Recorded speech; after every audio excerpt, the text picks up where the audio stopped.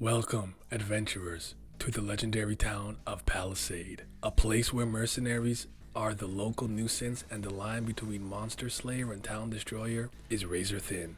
We're diving deep into Curtis J's groundbreaking image comic series, Rat Queens, a glorious, profane, and surprisingly tender deconstruction of the classic fantasy genre. My name is Detective Hemmings, codenamed Paperwork.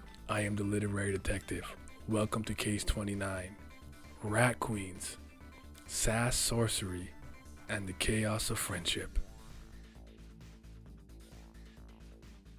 Rat Queens is a comic book series published by Image Comics, written by Curtis J. Wiebe, and drawn by Rock Upchurch, Stepan Sajic, Tess Fowler, and Owen Guieni. I love that Rock Upchurch came back to finish off the comic despite not being involved for a while due to an incident. The story is currently completed as of today, so you don't need to wait weeks or months or over a decade like I had to see its conclusion. Rat Queens takes place in a medieval fantasy setting following a group of 4 unruly, hard-drinking, vulgar female mercenaries and their crazy adventures. The series is chock full of fun, charm, and should be praised for its artwork, amusing cast of characters, action scenes, humorous dialogue, and interpersonal relationships. It's a very straightforward series and doesn't try to be anything more than it is. This is the story of a pack of booze-guzzling, death-dealing battle maidens for hire who are as dedicated to kicking monster butt as they are to getting absolutely wasted. Rat Queens is often pitched as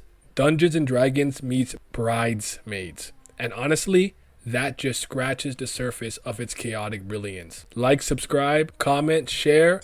Let's hop right into it. The heart of this series, its undeniable gravitational pull, is its 4 main characters. They are deeply flawed, diverse in every sense, and relentlessly loyal to one another. We have my personal favorite, Hannah Vizari, the elven mage and de facto leader. Rockabilly-styled, prickly, and possessing a dark, forbidden talent for necromancy. Her past, particularly her relationship with her sinister magical family, forms one of the series' most critical and emotional subplots. Then we got Violet Blackforge, aka V, the Dwarven fighter, a proud warrior who defied Dwarven tradition by shaving her beard as a sign of rebellion. She brings a grounding, often exasperated energy to the group, but is wrestling with her family's expectations and her own self-exile. D, the human cleric, an atheist who ran away from a terrifying, Lovecraftian, monster-worshipping cult, her own family. Her dry sarcasm and inner turmoil are constantly at odds with her divine healing powers, a hilarious and profound irony.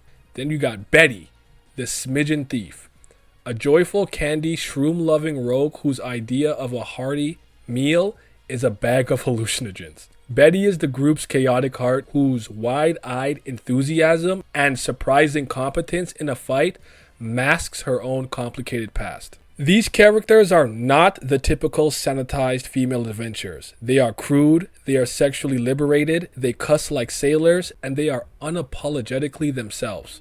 This was the genius of Curtis's writing. He created a group of women whose primary narrative focus was their intense, sometimes toxic, but always unconditional friendship, putting all romantic subplots in the back seat. They are there, but more in the background. They feel like a real adventuring party, full of inside jokes, bickering, and shared trauma. Sure, they are rough, unlawful drunkards who fight a lot, but they're extremely close to one another with real human emotions, even though some of them are technically not human. This team has clearly built a strong bond where they care deeply for each other and trust each other wholeheartedly. The interpersonal relationships between the characters are great and are the strongest part of this series, in my humble opinion. The initial plot, famously titled Sass and Sorcery, starts deceptively simple. The Rat Queens, along with other mercenary guilds like the 4 Daves and Obsidian Darkness, are framed for causing too much destruction in the town of Palisade and are sent on a series of bogus missions, only to find assassins waiting to kill them. This foundational arc sets a detective-like mystery against a backdrop of classic fantasy tropes, immediately establishing the series' witty, self-aware tone. However, the main plot quickly deepens, tying each queen's individual baggage into a massive world-ending threat. We see arcs focusing on Dee's cult heritage, a storyline where her family's tentacled Lovecraftian deities threaten to consume the town, forcing Dee to confront the dark faith she abandoned. Hannah's dark past. The most expansive arc delves into Hannah's sinister magical lineage, her dealing with demons, and the traumatic events of her alma mater. This is where the comedy often gives way to genuinely dark fantasy. Violet's family conflict. Her arc involves confronting her traditionalist dwarven clan and the complications arising from her relationship with Dave, an orc healer. And Betty is just Betty. Curtis masterfully uses the central fantasy adventure as a vehicle for intense character drama. The monsters they fight are often less terrifying than the personal demons and family legacies they are running from. This comic book series is first and foremost very pleasing to the eye. The character designs are vivacious, impressive, and original. All the members of the Rat Queens look cool. Hannah has a sexy, empowering outfit. Betty has cute clothes. Dee has mysterious, purple, mage-like robes. And Violet has some sweet armor. That includes the other mercenary groups. They fit in well within the universe, and each group offers refreshing-looking characters. The setting and background buildings are colored nicely and drawn well. They fit the world that the characters live in. Upchurch and Sajic truly outdid themselves, bringing life to the series. I think Tess is a talented artist, but to me she had the weakest visuals, with Owen having the bronze. A critical and often tumultuous event of Rat Queens' history is its artwork. The series launched with the stunning, dynamic visual style of Rock Upchurch. Rock Upchurch's work defined the Rat Queens aesthetic, a highly stylized, almost cartoony look combined with incredibly detailed, expressive character work. His art was kinetic, full of life, and perfectly captured the blend of humor and brutal action. He designed the iconic, non-sexist armor and gave each queen a distinct, authentic body type and face. Upchurch's art gave the series its initial spark and unique identity. However, in late 2024, following Upchurch's departure due to criminal charges, the series experienced significant artistic upheaval, which became a point of both criticism and respect. Stepan Sajic took over briefly, bringing a softer, more painterly and hyper-detailed digital art style, while Beautiful drastically changed the book's visual tone for a few series. Following Sajic, artists like Tess Fowler and Owen Gieni contributed for extended runs. Fowler and Gieni often had to jump onto the series with little lead time, leading to a noticeable shift in art, quality, and consistency across volumes. They successfully created a blend that tried to recapture the initial energy while still being distinctly their own. But the constant artistic rotation inevitably fractured the visual consistency that fans adored. This shifting roster, though understandable given the circumstances, became a common criticism. The visual cohesion of the world and characters was compromised, making it feel disjointed. While the later artists were talented, the loss of the original visual identity was keenly felt by many readers. Upchurch did get to finish off the series in the end, however, so it comes full circle. Building off the phenomenal artwork, the artists draw amazing action sequences.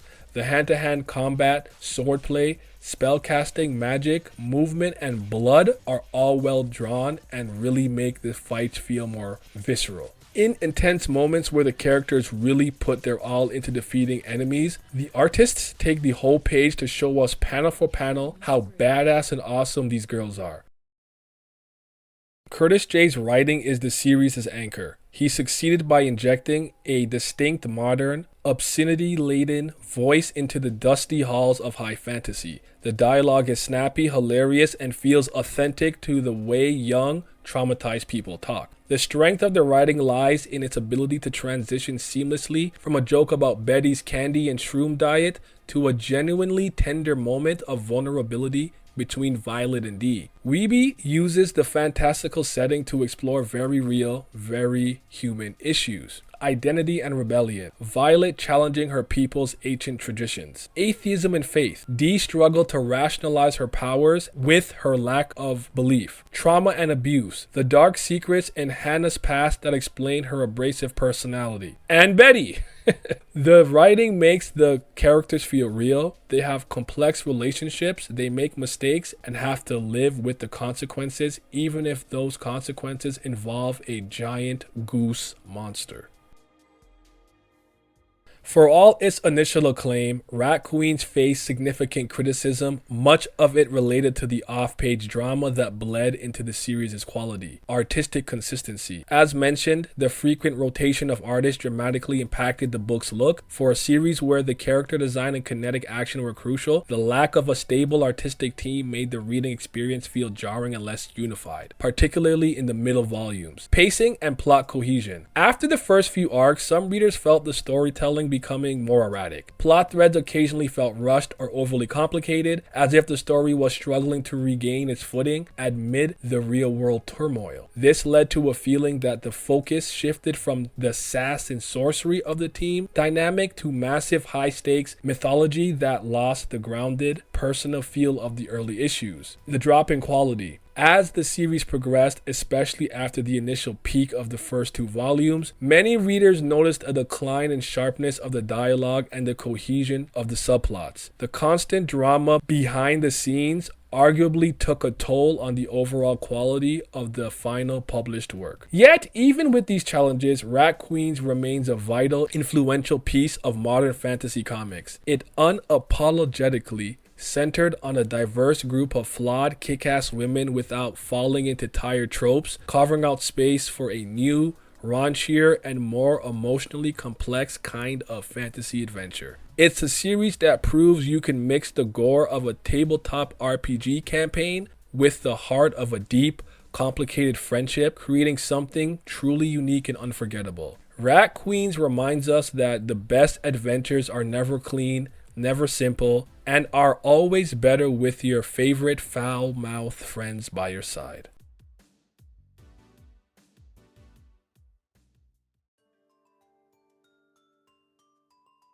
Rat Queens is a great place to start if you're really interested into getting into more low-key independent comics. It's an incredibly fun comic series to read with lovable characters, superb artwork, great action, and humorous, mature content. I actually hate when a story has the legs to be darker, plus more mature, and instead, it ends up being juvenile, vulgar, and immature. Rat Queens does not have this issue. Consider this case solved. Thanks for watching, like and subscribe, and have a mighty fine day, y'all.